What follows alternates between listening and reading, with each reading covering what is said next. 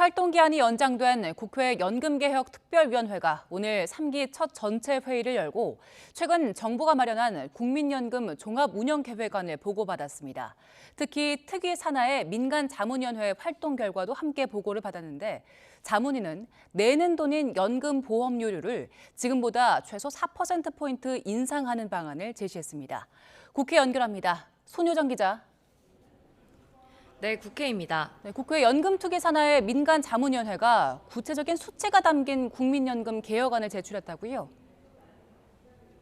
네, 국민연금 개혁 방향을 논의하는 국회 연금개혁특별위원회는 오늘 국회에서 전체 회의를 열고 자문위 보고서와 정부 연금 개혁안을 보고받았습니다. 지난 5월 출범한 민간 자문위는 연금특위의 국민연금과 관련해 두 가지 모수 개혁안을 제시했습니다. 보험료율 13%와 소득 대체율 50%, 보험료율 15%와 소득 대체율 40% 이렇게 두 가지로 개혁안을 압축한 겁니다. 현재 국민연금의 보험료율은 9%고 소득 대체율은 42.5%입니다. 한마디로 두 개혁안은 지금보다 더 내고 더 받거나 더 내고 덜 받는 방향인 겁니다. 현행대로라면 국민연금기금이 2055년에는 바닥날 거란 관측이 나오는 가운데 자문위는 이번 개혁안에서 소득보장 강화와 연금의 재정 안정 사이의 균형을 고려했다고 설명했습니다. 앞서 정부가 발표한 국민연금 종합운영계획안에는 구체적인 인상률은 빠져 맹탕이라는 비판이 나왔는데 자문위 안을 중심으로 논의의 속도가 붙을지 주목됩니다. 연금특위는 오늘 보고 내용을 토대로 공론화 과정을 거쳐 내년 5월까지 최종 개혁안을 마련한다는 계획입니다. 다만 총선을 앞두고 표심을 의식하고 있는 정치권이 당장 돈을 더 걷는 쪽으로 연금 개혁을 추진하기는 어려울 거란 전망도 많습니다. 국민의힘은 보험료율 같은 수치만 조정하는 건 반쪽짜리 개혁으로 기초연금 제도와 함께 구조적 개혁이 필요하다고 강조했습니다. 민주당도 공론 조사를 거쳐 21대 국회 안에 개혁안을 도출하자는 입장이지만 세부적인 논의는 더딥니다. 이런 가운데 국민의힘과 정부는 오늘 시장 전문가들과 국회에서 협의회를 열고 공매도 제도 개선을 논의했습니다. 한시적 공매도 금지 후속 조치로 개인 공매도 투자자와 담보 비율을 120%에서 105%로 낮추고 개인과 외국인, 기관의 공매도 상환 기간을 90일로 통일하는 방안을 발표했습니다. 네, 여야 정치권 소식도 알아보죠. 총선이 다가오면서 여야 모두 당 내부에서 지도부 험지 출마론이 나오고 있는데 갈등이 격화하고 있다고요?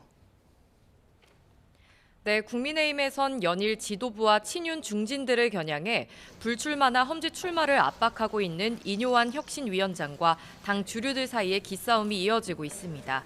앞서 인 위원장은 윤석열 대통령 측으로부터 소신껏 하라는 신호를 받았다고 밝혔는데 윤심을 거론하며 중진 용퇴 압박 수위를 높였습니다.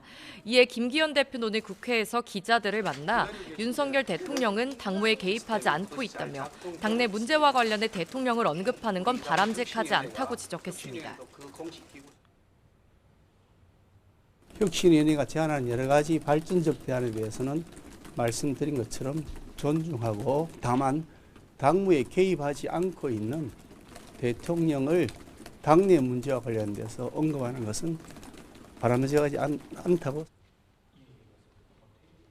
자신을 포함한 지도부와 친윤계 의원들을 겨냥한 불출마, 험지 출마 압박에 대해선 당대표 처신은 당대표가 알아서 결단할 것이라고 일축했습니다.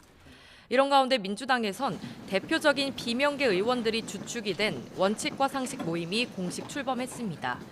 이원우, 김종민, 조응천, 윤영찬 의원은 국회에서 기자회견을 열고 민주당이 이재명 대표 방탄에서 벗어나 도덕성을 회복하고 팬덤 정치와 결별해 당내 민주주의를 확립할 것을 요구했습니다.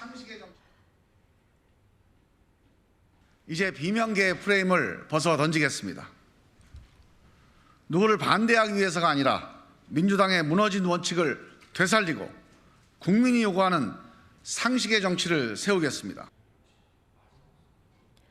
특히 비명계를 중심으로 이재명 대표 등 지도부에게 험지 출마와 기득권 내려놓기를 요구하는 목소리가 나오고 있지만 이 대표는 말을 아끼고 있습니다.